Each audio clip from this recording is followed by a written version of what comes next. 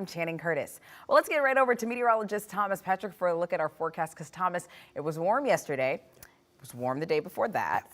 And the day before that. And the day before that. Like, I'm going to assume we're in that same pattern today. Yeah, very little is changing. I come in the morning, I try to do my forecasting, see if anything has changed between yesterday and today.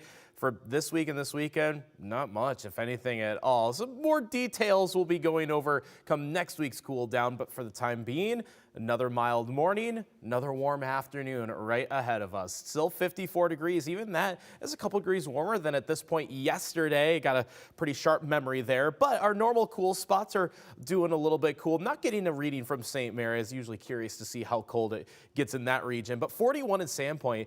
49 Coeur d'Alene's a little cooler, but 49 right now in Deer Park is a little bit warmer. So it's just kind of how our air mass is playing with the air, with the area and the inversion through the morning hours. Really not too bad, especially for October standards. It's mostly clear out there right now, just less than an hour to sunrise. And like yesterday, the sun will warm us up. And I do think there could be less cloud cover today compared to yesterday. I had a little batch of some cloud cover. It almost made things mostly cloudy for a couple hours yesterday. I think that prevented us from hitting 80 degrees. Today, again, it'll be 79 to 80 right there or thereabouts. Still for a couple more days to come, but we'll show you the small and subtle changes in next week's forecast that will be coming our way.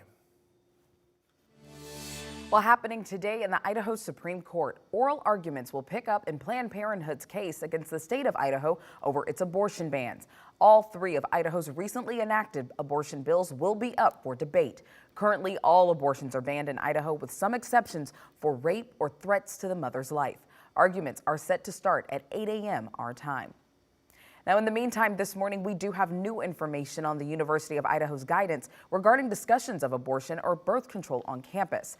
University President Scott Green sent an email to students and staff members yesterday clarifying the university's stance. That letter says, in part, the No Public Funds for Abortion Act passed by the Idaho legislature is complex, unclear, and written to be punitive for state employees. The email goes on to say that they did not add or change any university policy because of this legislation.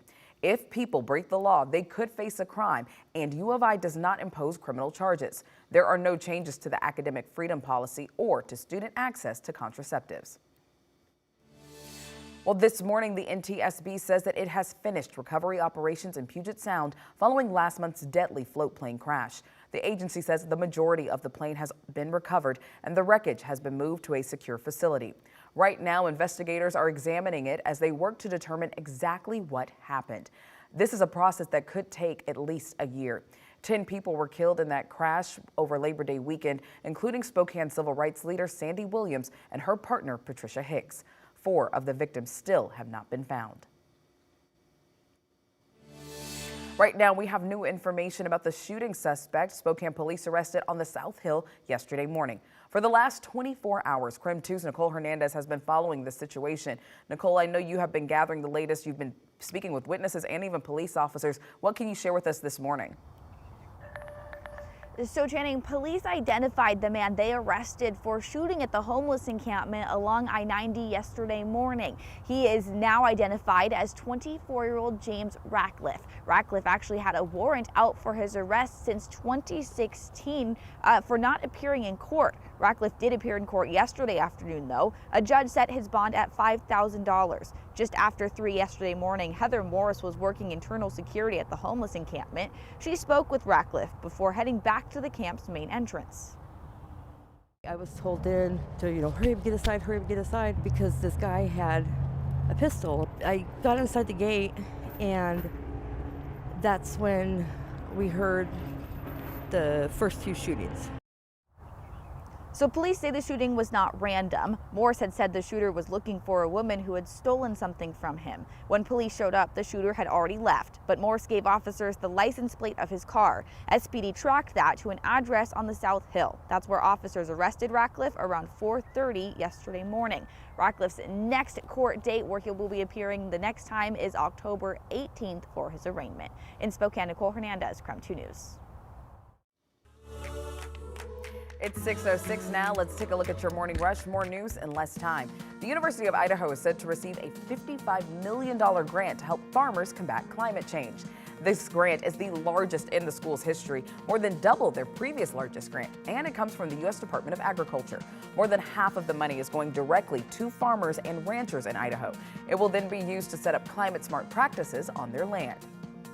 Well, the federal government is now recommending swift action on the lower Snake River dams to help rebuild salmon populations. In its final report, NOAA says that breaching the dams is essential to restoring salmon and steelhead stock in the Columbia Basin. It also recommends reintroducing salmon into blocked areas, managing predators, and reforming fish hatcheries. While Idaho health officials are also issuing a warning for people visiting Rose Lake, which is just east of Coeur d'Alene. A recent water test shows that the presence of a harmful blue-green algae bloom is there in the lake. This algae is a type of bacteria that's harmful to both humans and animals. Doctors say that it can cause skin irritations, allergic reactions, and liver damage if you ingest in the water or swim in the lake. Well, this morning we're learning more about a truck rollover that blocked both westbound lanes on I-90 yesterday. According to WashDOT, a truck was carrying an excavator in its bed when it hit an overpass. The truck then rolled and crushed the cab. Luckily, though, no one was injured. And that's a look at your morning rush. October is Domestic Violence Awareness Month, and Spokane businesses are now teaming up to fight the problem. Spokane has the highest rate of domestic violence in Washington state. So the next time you walk into your favorite bar or restaurant, you might see a sign with QR codes. That QR code will direct people to different resources to fight domestic violence. This is all part of the Purple for a Purpose campaign that's put on by the Spokane Regional Domestic Violence Coalition and Stop the Silence Spokane. It's meant to help victims in a more discreet way. People need to know where the resources are.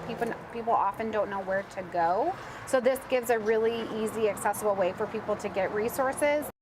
Now, this is the second year of the campaign. The coalition hopes partnering with local businesses will be the best way to reach the public. Now, if you or someone you know needs help, the National Domestic Violence Hotline is available 24 hours a day, 7 days a week at 1-800-799-7233. You can also access their website at thehotline.org.